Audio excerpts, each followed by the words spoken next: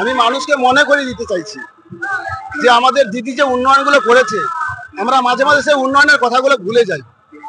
আমি এই স্যাম্পলটা নিয়ে এসেছি যে অল্প কিছুদিনের আগে যিনি এই প্রকল্পটি বার করেছেন মাননীয় মুখ্যমন্ত্রী, যার জন্য আমরা বহু মানুষ মা বোনেরা তো উপকৃত, আমরা সে কথা ভুলে যাই মাঝে মাঝে। তাই আমি কিছু উন্নয়নের কথা এখানে লিখে এনেছি। একটা উন্নয়নের স্যাম্পল মাথার মুকুট করে আমি নিয়ে আজকে 21শে জুলাইয়ের মঞ্চে এসেছি।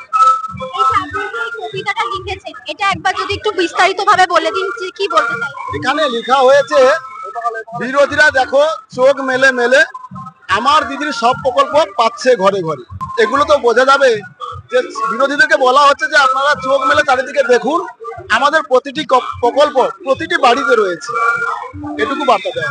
আপনি কোথা থেকে এসেছেন? আমি এসেছি দক্ষিণ চব্বিশ পরগনা জেলার পাথর প্রতিমা থেকে। আমি কালকে এসেছি, রাত্রিরে ছিলাম, আর সকাল 5টা থেকে আবার এখানে। আমি এটা 3 বছর আসছি। তো ভালো লাগে দিদির বার্তা নিয়ে আমরা আগামী দিনে ফিরবো।